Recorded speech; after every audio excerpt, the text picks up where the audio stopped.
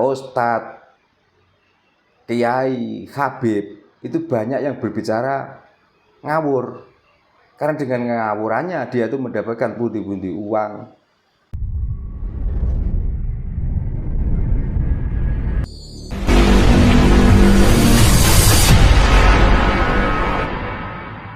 Sugeng dalu Pak Darno Rahayu. Sugeng dalu Rahayu.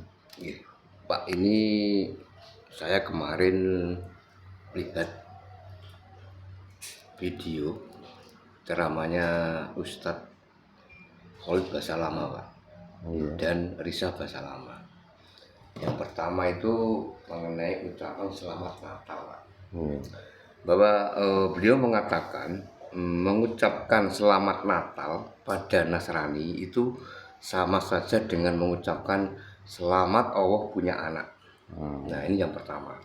Yang kedua, orang Muslim itu haram merayakan tahun baru karena itu untuk Nasrani. Nah, monggo Pak, dengan dilenterakan Pak ini Pak. Ya, selamat malam, selamat berjumpa kembali. Dan salam Rahayu untuk saudara kita di mana saja berada. Rahayu sagung dumadi, Rahayu ingkang pinanggih. Rahayu. Dengan pernyataan seorang ustadz nih. Anak ustadz itu bisa diartikan guru. Guru itu panutan.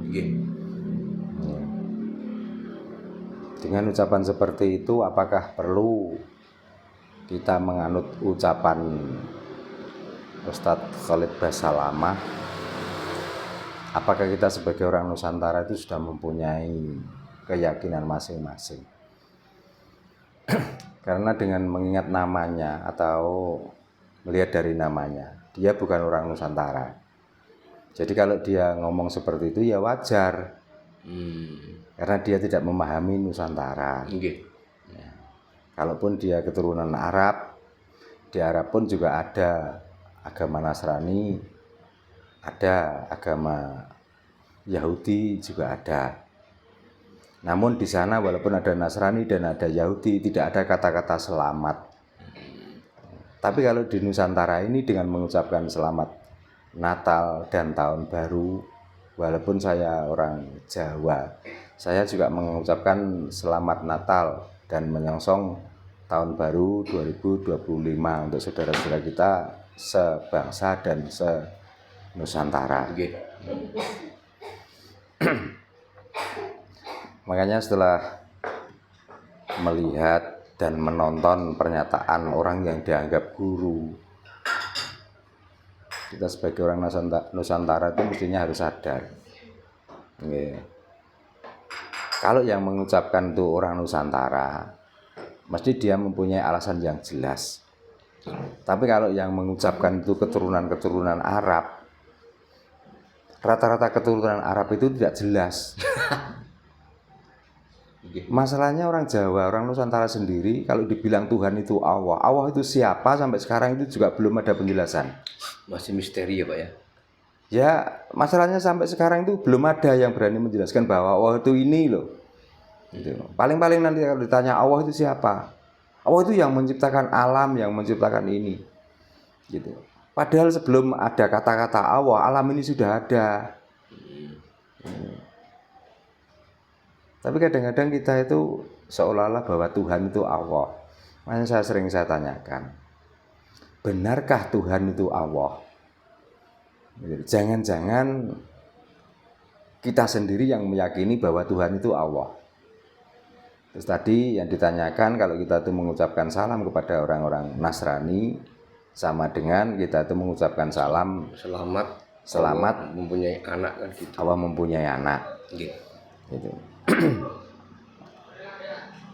Nah makanya kalau sampai dengan mengucapkan begitu seolah-olah memberi selamat pada Allah yang mempunyai anak, berarti dia juga tahu kalau Allah itu punya anak. Kan gitu.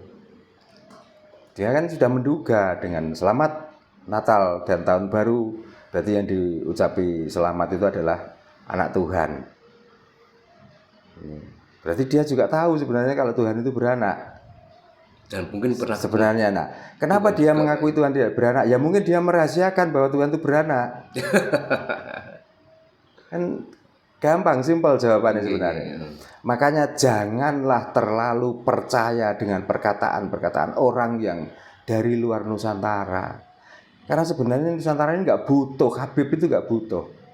Dan agama pun Nusantara itu sebenarnya nggak butuh. Hanya kita itu loh yang ngotot agama itu di sini didewa-dewakan. Agama itu disembah-sembah. Karena di sini itu orang Islam pun jarang orang Islam yang menyembah Tuhan.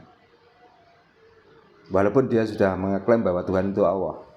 Tapi kebanyakan orang Nusantara yang beragama Islam rata-rata menyembah agama. Makanya kalau nggak agama yang disembah, nggak ada yang benar. Itulah masalahnya. Makanya mestinya tuh lebih sadarlah kita. Kita orang Jawa itu mempunyai sembahan masing-masing, mempunyai nama Tuhan masing-masing. Apakah Tuhan kita itu harus disamakan dengan sesembahan orang Arab? Ini. Kalau nanti salah dikatakan oknum, enak aja kok terus bilang oknum. Ustadz ya Ustadz, kiai ya kiai. Kalau salah ya salah. Oh itu oknum kiai, itu oknum Ustadz. Loh, kalau tahu mempunyai oknum seperti itu, kenapa enggak MUI enggak langsung bertindak? Kok enggak diberantas ya? Kok enggak diberantas? Katanya agama rahmatan lil alamin, agama yang selalu merahmati dan istilahnya itu mengayomi, melindungi dan lain sebagainya. Tapi begitu ada orang yang menyampaikan tentang agama di situ mengajarkan, kalau saya bilang ya kekerasan lah. Kok diam saja? Kok tidak ada teguran atau apa? Setelah rame viral ditegur di media sosial, baru nanti yang ini menyalahkan itu, yang itu menyalahkan ini. Kok baru begitu? Itulah jawabannya. Jadi kita nggak usah terkecoh dengan ucapan apa? Siapa tadi? Ustadz Khalid Basalamah. Karena yang namanya Khalid Basalamah sebelum mengucapkan ini sudah pernah saya protes waktu dia mengharamkan wayang. Ya, makanya saya ngomong, bener wayang itu haram kalau diuntal. Ya, kalau dilihat mana bukti haramnya? Kalau diuntal ya bener haram, memalangno gurungnya bongko malah. Seretan Pak ya. Kadang saya juga berpikir gini Pak Jarno kok hanya kita selaku muslim mengucapkan selamat kepada orang-orang yang non-muslim aja kan haram. Padahal kita tahu tahun kemarin ketika hari raya Idul Adha Pak, Masjid Istiqlal itu dapat bantuan kalau nggak salah itu 40 atau berapa itu ekor sapi, itu semua dari orang non-muslim dan salah satunya itu juga saudara-saudara kita yang Nasrani. Nah, kenapa itu kok gak diharamkan sekalian? Nah itu loh Pak Jarno kadang yang menjadi saya ini. Sekarang itu mau ustadz, mau habib, mau kiai, rata-rata apa yang dibicarakan itu kayaknya itu pemanis mulutnya. Dengan bisa memanis-maniskan dan dia bisa seolah memberi hukum pasti tentang agama. Dia berharap supaya dia itu dianggap orang yang paling tinggi ilmunya, supaya dianggap dialah yang pantas menjadi panutan. Tapi kita tuh nggak sadar, di balik itu semua dia tuh hanya kepengen memakmurkan dirinya sendiri dan keluarganya. Apalagi ngomongnya di media sosial, otomatis dia juga akan mengharapkan imbalan dari konten itu kok. Setelah dilihat orang banyak yang pro, yang kontra, akhirnya banyak yang melihat. Kalau sudah banyak yang melihat kan berarti ada uang masuk. Makanya ustadz, kiai, habib itu banyak yang berbicara ngawur. Karena dengan ngawurannya dia itu mendapatkan pundi-pundi uang. Apalagi kalau setiap ngomongnya itu di media sosial. Dia sudah tahu kok. dengan pro dan kontra seperti ini, penonton saya banyak. Ya. Terus subscribe saya banyak, yang nge-like banyak.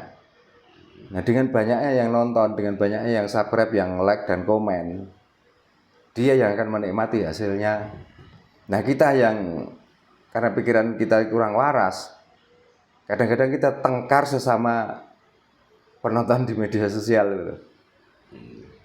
Makanya percuma kita membela orang yang ngomong ngawur di sini, di media sosial dan lain sebagainya. Wong kalau berani ngomong cuma di lingkungannya saja.